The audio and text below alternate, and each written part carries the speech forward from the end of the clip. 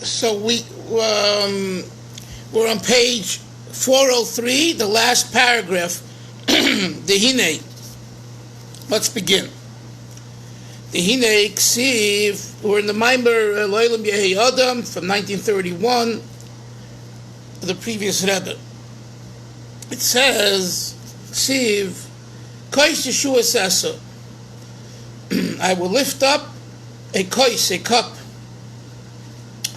Shem Hashem Ekro, and while I do that, I will call the name of Hashem, the name of God. In order for there to be a kois, which means a kli kibul, a vessel of receiving, of reception, to receiving what? La Yeshua is to receive salvations of Hashem. The Gashmias v'ruchnias in all physical and spiritual matter, while Yedei Shebeshem Hashem Yikra. It's through calling the name of Hashem, through what? B'Torah, through learning Torah, Utfila, and davening.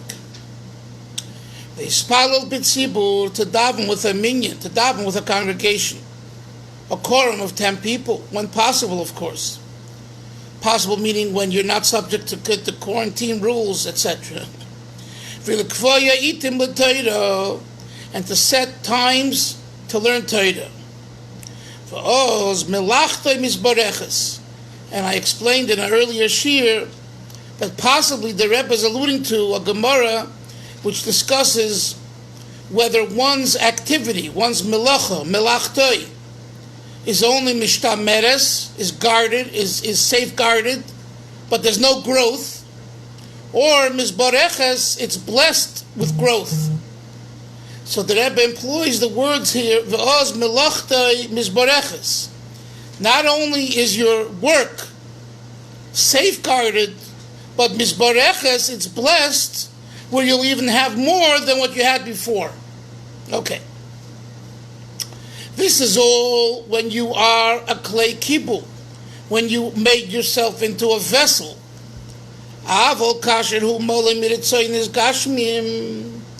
But if one is full of their own desires and wishes of physical matter, how? Lamed, by saying, this I like, I want. But this activity of what Hashem wants of me, I don't want.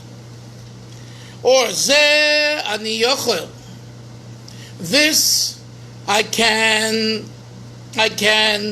do. And the other thing I cannot do. Moshe on page 403, the next new paragraph, the fifth line. In other words, this is what we call choose and pick your Yiddishkeit. Choose and pick your mitzvahs. Choose and pick your Torah. Right?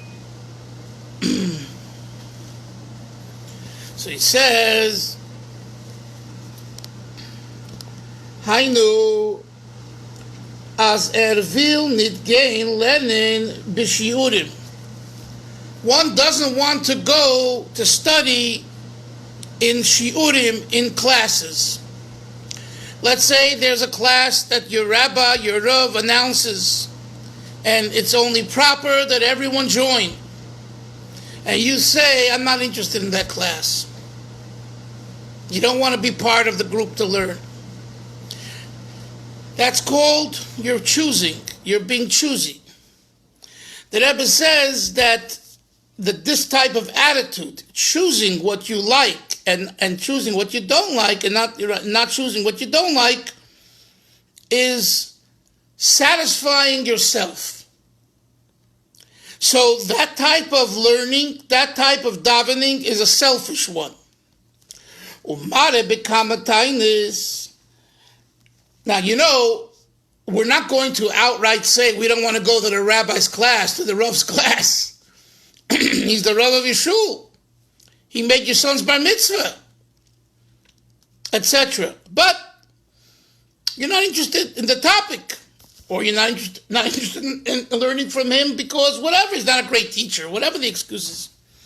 So the Rebbe says you come up with excuses. Umare bekama tainis. You come up with excuses. As a konit lishma izmani ashurim. I can't keep the times of the classes. It just doesn't work for me. We're talking about if truly, not, someone, let's say a few people in our Hasidus shir are not with us right now because they got jobs. Baruch Hashem. I always tell them, when they discuss it with me, I always tell them, Kolok, great. You have to bring home parnasa. That's a priority. Of course, you need to learn and before work and after work. So we're not talking about a true ta'ana, a true reason for not coming to a shir, like working. We're talking about, staying home and just surfing the net and wasting time, and you could be at the shir. So this is what the Rebbe says. He finds excuses why he can't attend the shiurim.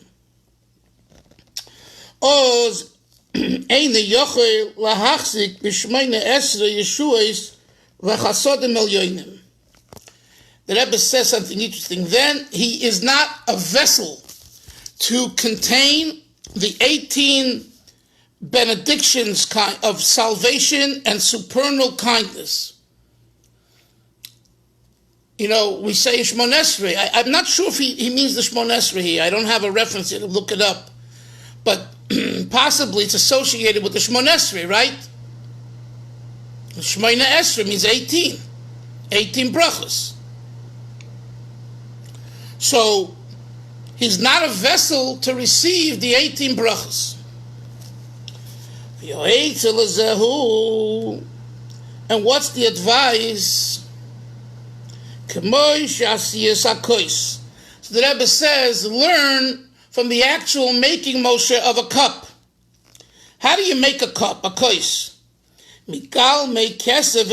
You take material, raw material of silver and gold. It requires a craftsman, an engraver, a craftsman, to take the raw material, the substance, the plain substance matter, to bang it bepatish with a hammer. Lasis tas, to make it like flat, until he could bend it. The lasois kli kibul, and make it for a vessel to contain, to receive. In other words, this is the process of making a keli. Moshe, I'm sure in in tefillin and mezuzahs and sefer Torahs, you're a sefer. You take the rawhide, you have to make it smooth, and then you can make batim. I think you once took me to buy batim. I remember in Beitar. I think it was batim, or maybe it was parchment, but I don't recall. But whatever it is, if you're talking about batim, Yoni, you take rawhide, you have to soften it. Moshe knows the details. I'm not a sefer, but I'm just talking generally speaking. And then you're able to make the 4 compartments out of it. So the same thing over here. How do you make a keli? You take a piece of material that's raw, you sand it down, you make it smooth so it shouldn't have splinters, you shouldn't hurt yourself, and then you form it to what you're making: a cup, a bench, a chair, a table. Let's go further. This is the mushal. Now comes the nimshal. What does this mean in Avodas Hashem? So it's also the same case in service to Hashem.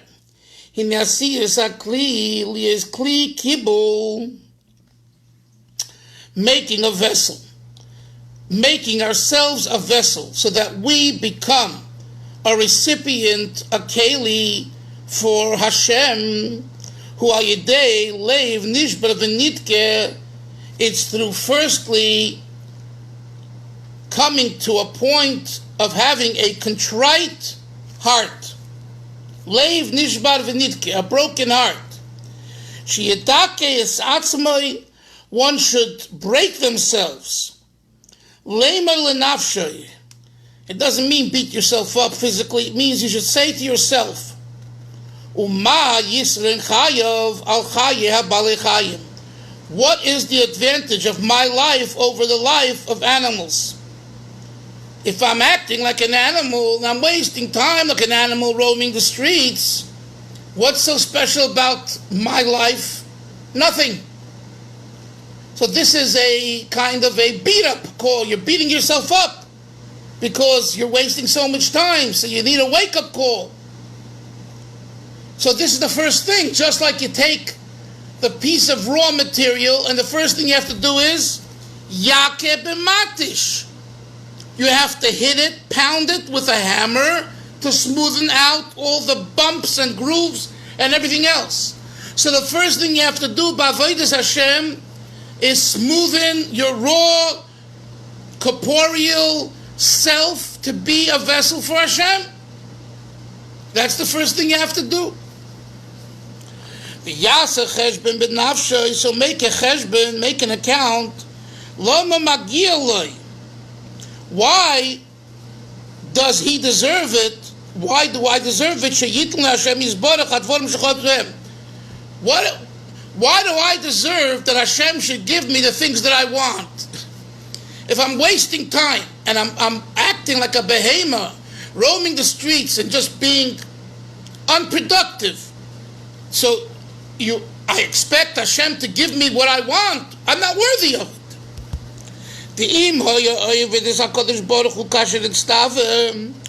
if he would have served Hashem as Hashem commands, then you could think that you deserve. You see the Rebbe's words here? You could think, Yoni. The truth is, even if you're doing what Hashem wants, Avi, to think that I deserve is arrogant. But at least, what? It's entitlement. Entitlement, exactly. Exactly. However,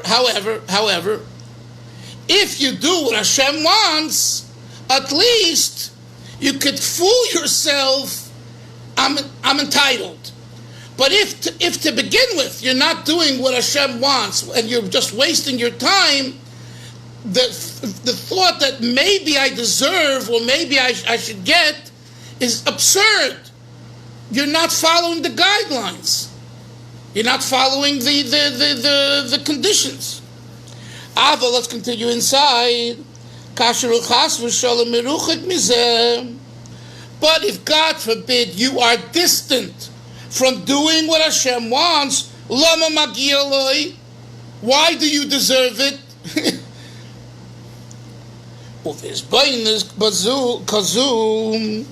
And when you think about this idea that we just discussed in the last few lines, harihu misayder, you're aroused lekabel olav eil malchus shemayim b'teira v'tefillah. You're aroused to receive the yoke of Hashem through Torah and Tefillah. So basically, in a nutshell, what is he talking about here? Kabbalah Soil Malchus Shemayim.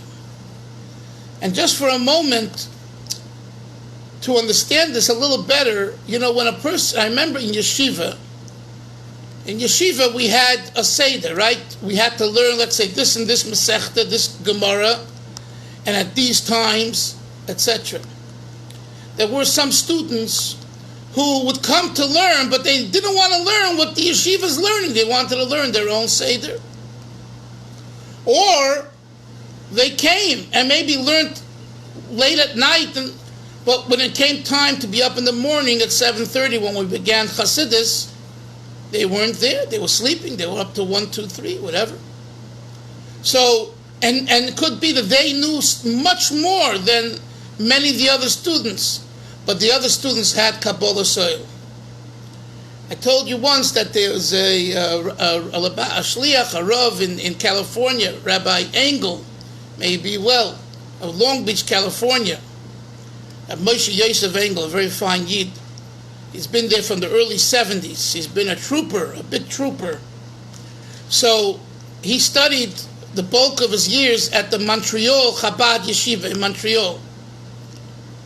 So I guess they had access. So someone saw once the book, the little booklet of the Mashgiach, who would check off if you came late, you came early, and he saw by his name the 3-4 years that he was in the yeshiva there.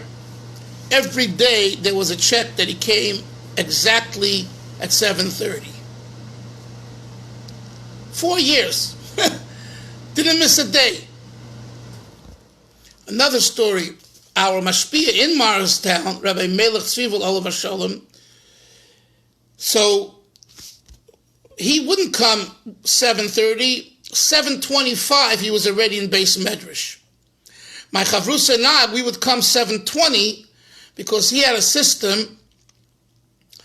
He would allow you to ask questions in the Maamar usually once per hour and a half, because he had 70 Bochrim he had to attend to. So he didn't want anyone to hog.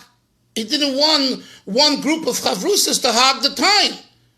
So, you got one chance, and 10, 15 minutes, you stayed with him, and he explained and you dialogued, and that was it.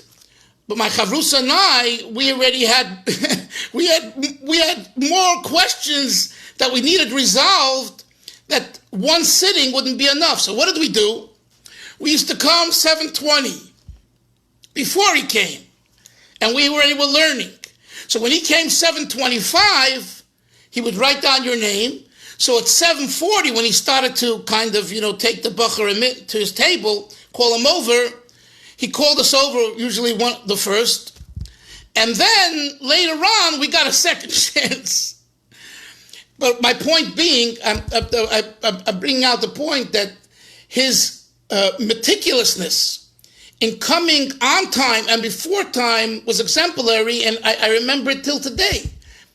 And that's why the Sunday, about 3 years ago, one Sunday, he didn't show up at 7:30. So the Bachar knew already, if he's not here 7:30, he's not feeling well. Or something, And that Sunday, Taki passed away. Around that time, he had a heart attack and he passed away. It was like you can count on him.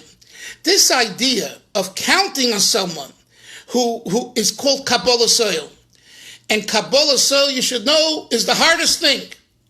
It's much easier to be, I had a Chavrusa, just reminding myself, in Yeshiva, in Morristown, who his head was so fast, but he was so wild. To get him to sit down was difficult. But when we learned the material, he was so much ahead of me because he picked it up so much quicker. But he didn't have Kabbalah Soil. And I not that I didn't have perfect Kabbalah Soil, but I had more Kabbalah Soil than him. Kabbalah Soil is a hard avodah. It's really army work, clockwork, and this is a very fundamental teaching in Torah B'chlal, and in Chabad yeshiva system especially, and who in Chabad were always lauded amongst the Hasidim, those Hasidim that had Kabbalah Soil. So we're learning over here, this Maamar, it's the same idea here. Hillel. You can have someone who is very interested in learning and learns a lot, but he picks and chooses what he learns. You understand? He picks and chooses what he learns. Then you have someone who doesn't pick and choose. You tell me this is the Seder, this is what I learn. When I'm given free time and I have, I can choose whatever I want, fine. So this is what the Rebbe is saying. He's not talking here about to someone who's not interested in learning. He's talking to someone who is interested in learning. And he's saying that if you're really interested in learning, don't choose and pick This you want to learn, this you don't want to learn, because that shows that your whole learning is selfish. It's all about you, not about Hashem. And again, this becomes more of an issue when you're in the world of learning. Or let's say mitzvahs. You know, the Torah teaches us that the doing of mitzvahs all mitzvahs should be alike, right? Al tiyah shekel, you shouldn't weigh mitzvah kala versus mitzvah chamura, a lenient mitzvah, a stringent mitzvah over a lenient mitzvah. You know, all mitzvahs, if it's the Ratzon Hashem, it's the will of God. That's it. Who are you to choose? Rebbe. Yes. But I hear that. I hear that argument about choosing, but aren't there certain topics that a person is going to find more interesting, and certain topics will put someone to sleep? You know what I'm saying? Like, okay, there's certain things that you have to know that you're going to want to know because it's practical, like Shabbos, like Sukkah. I mean, it's something more likely you'll be able to focus more on than something that's abstract and doesn't speak to you as much. You know what I'm saying? So, again, when you're given that right, it's no problem. And we're given that right. But that's why I gave this long introduction, this long idea that when you're in a yeshiva, it's not up to you to choose. Otherwise, you're not part of the yeshiva. You're an individual sitting in a study hall. For that matter, you can sit in any base medrash, or you can sit at home. If you're sitting in a yeshiva, there's a seder of the yeshiva, and you need to follow the seder. Otherwise, you're not a yeshiva student. So, I think I was clear in what misgeret we're talking about, okay? So it's not a contradiction, Yoni. You know what I'm saying? But let's even take your example. You say people need to know what to do. They're interested in Shabbos and Sukkah. And I can show you 10 people that are not interested in that. And they're more interested in knowing about Atzilus and about psychology of the soul.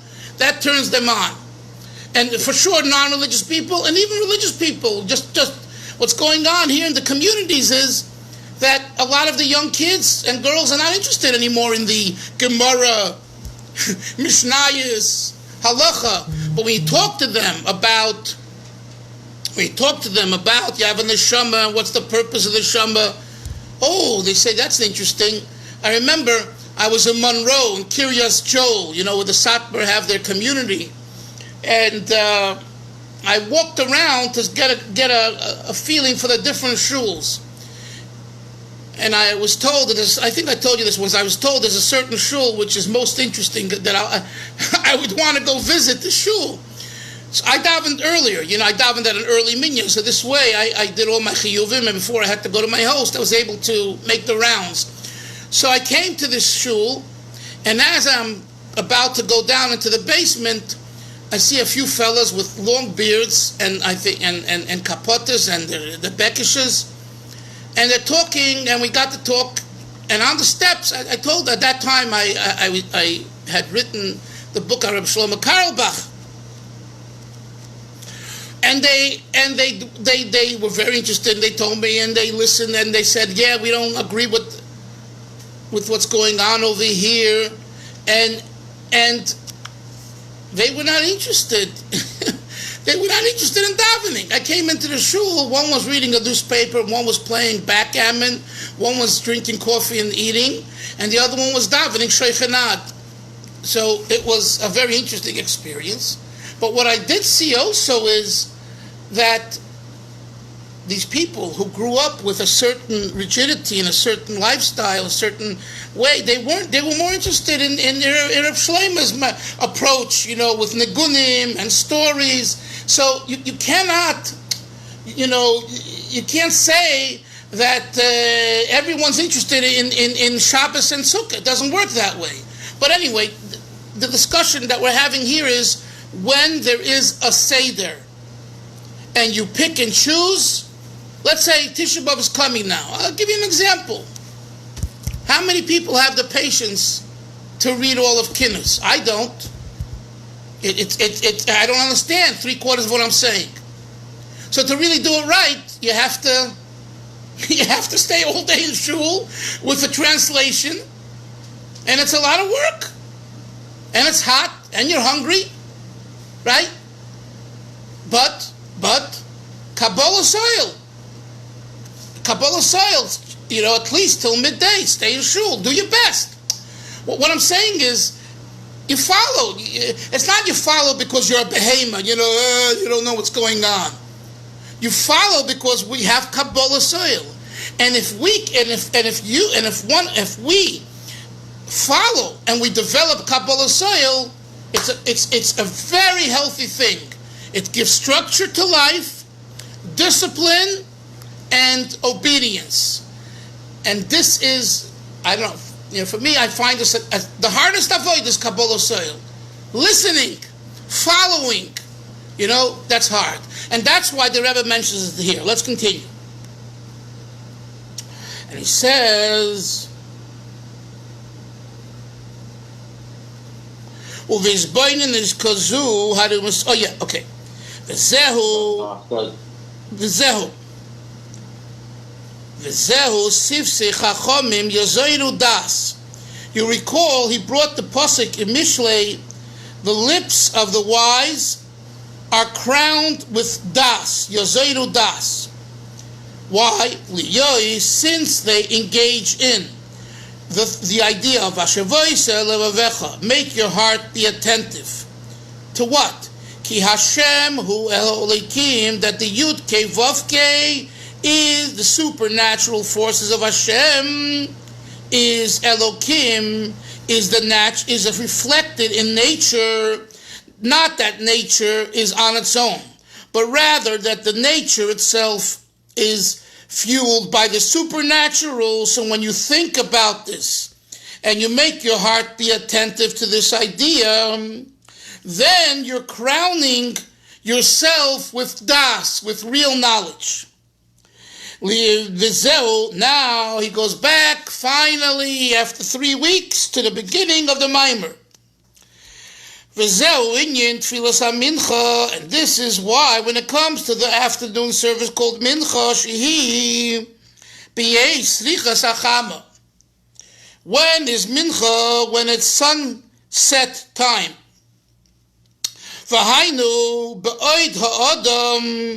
What does this mean? In the moral, it is yet when man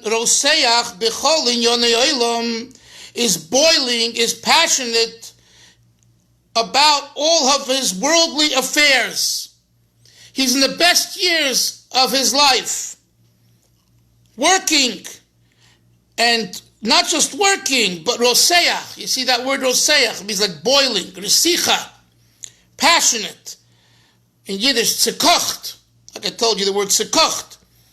All immersed in worldly matters. So this is called the Mincha days of your life. There is the Shachris days, Moshe Myers. That's when you are a youngster, a teenager, yeshiva in college, when you're still before your midlife. Then there is your midlife, which is Mincha. And then there's the Ma'ariv life, the evening life, which is after retirement, kind of, your older years. In your young years, it's before you're immersed in work. You're educating yourself. In your evening years, Avi has told us, he learns Baruch Hashem around the clock. So he's more settled. It's his, slowing down. But in the middle years, you need to bring home Parnasa. You need to be involved in the world. Politics, this, that, everything is more boiling, passionate. We call those the Mincha years. Hine oz yiten elibay, next page. It is at that time, page 404, top of the page. Lo shuv el Hashem. You know when we have to do tshuva? We have to always do tshuva. But when does tshuva count most, Yoni? Now. Now, because in the morning years, in Shachris years, it's easier to do yeshuva. You're in yeshiva, you're in college. I mean, saying you didn't get started. You don't have to make a living. You don't have to raise a family. When you're a grandfather, my wife and I are having the best vacation in our life, 6 weeks, no one's home. We don't have to go to the mountains. I have the best vacation. There's so much parking here in Borough Park. There's no noise. We have air conditioning. And Baruch Hashem, we have a little food. And we have a gewaltige Sache. Who has to run? Quiet. You know, well, because Baruch Hashem, my kids are grown. They're all out. You know, that's the evening years. But during the middle years, the Mincha years, there's no vacation. You're running to camp, you're coming from camp, visiting day, packages, and it goes on and on, right? It's really like there's no respite because you have younger children. So the Mincha years, that's the crux of the requirement for tshuva. It's easy to do tshuva when you're young. It's easy to do tshuva when you're older. But during the Mincha years, it's very tough because you have all the issues. So the Rebbe says, that's why Mincha is where it counts. And that's why Eliyahu Hanavi was answered specifically because of Mincha. Because Mincha is symbolic of a tough avodah, of the toughest avodah, the hardest job. Continuing inside. This is the virtue of Mincha. It's smack in the middle of the day. 2:00, you come on to learn Chassidus in the middle of the day. I mean, it's like, what are you, pensioners? You work, you have responsibility.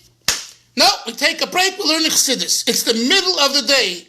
Mincha represents, because the sunset already is considered from midday and beyond, and later. So the question is, how do I have the koyach? Avi says the Rebbe, you have the koyach because every person, we have the quintessential essence of every yid, the nekuda, the neshama. Therefore, the Gemara says, Yehei Zahir, be careful, betfilas hamincha, with davening of mincha.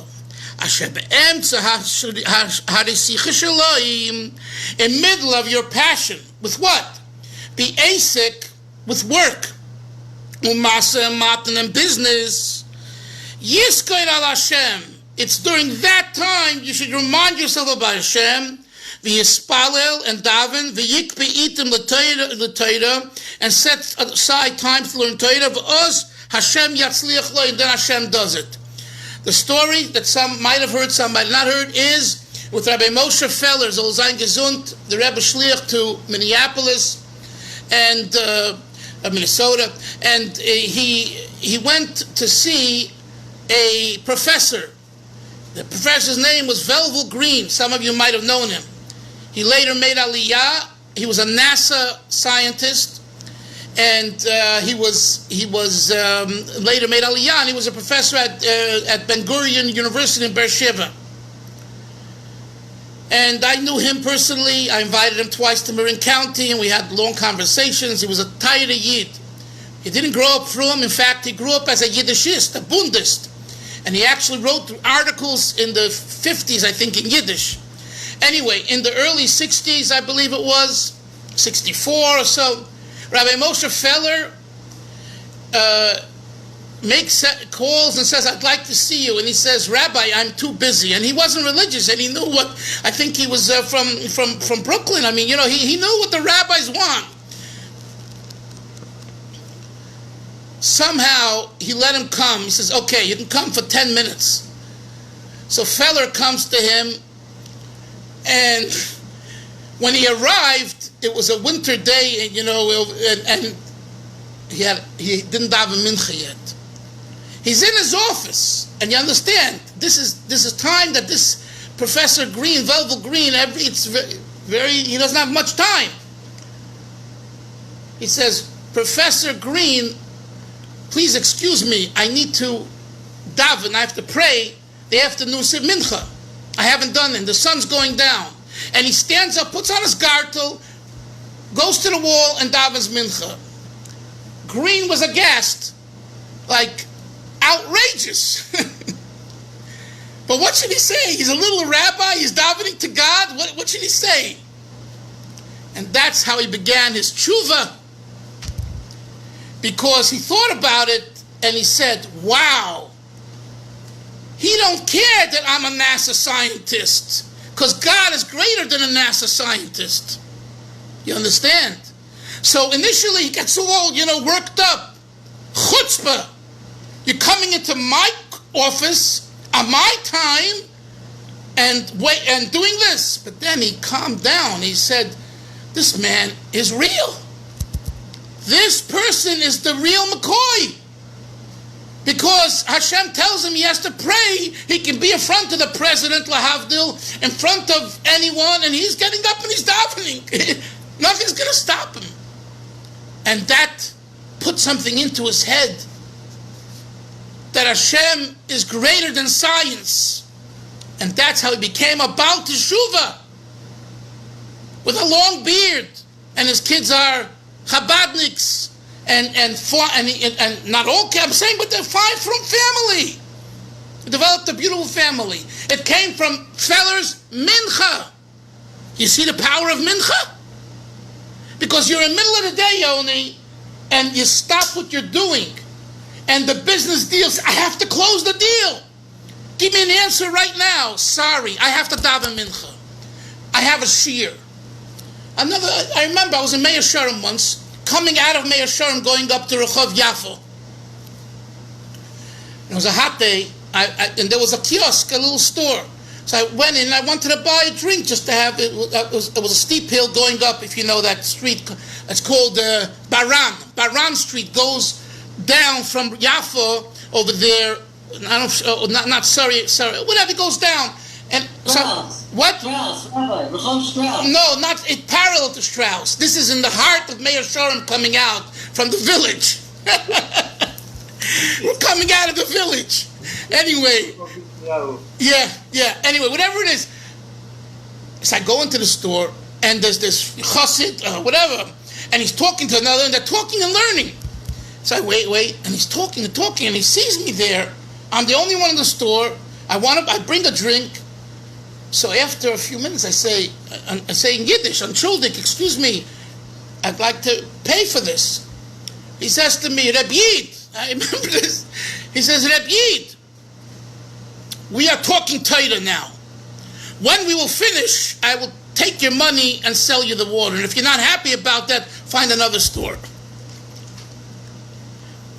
And I didn't feel that he was being arrogant. Really, I didn't feel that. What I felt is that he's so, yes, it's a store, but the store is like, he's about Torah. And here, he and his friend are talking Torah.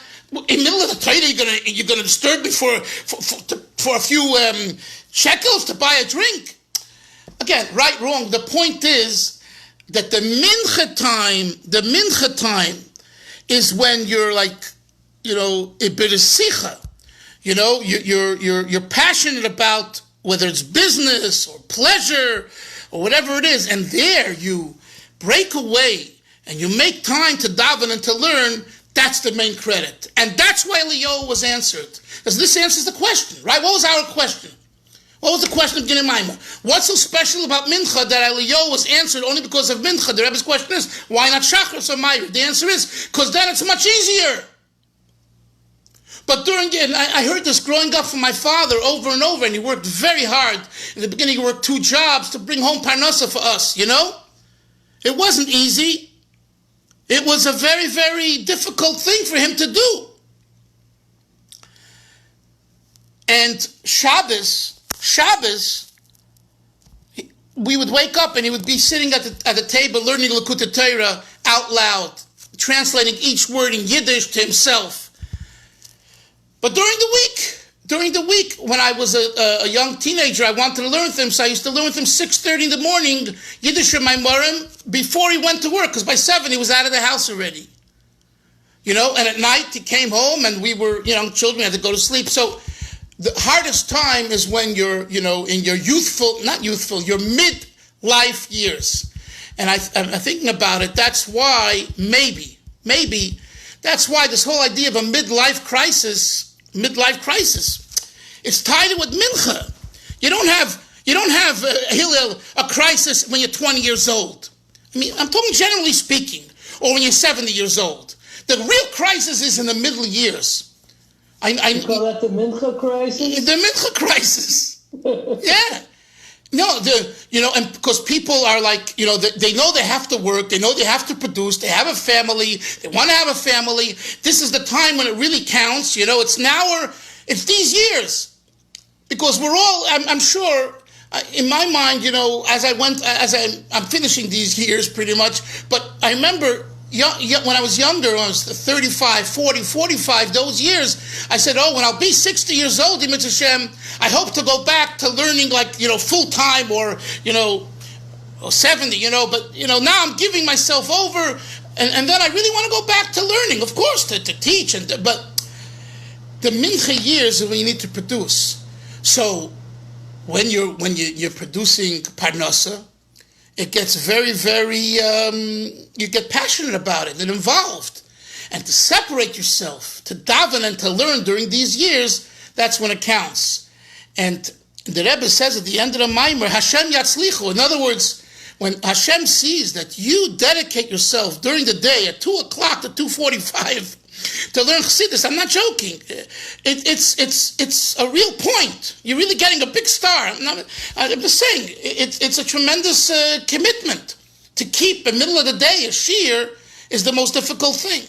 So with that, we will learn tomorrow. Wednesday we won't learn. And then we'll be back Rosh Chodesh Elul. So there's a 3-week break. I'll have to get the exact date, Im Hashem. Are you guys going on to Liolom with your kids this Chayfish? Are you going to be doing that, or you guys are not doing that either?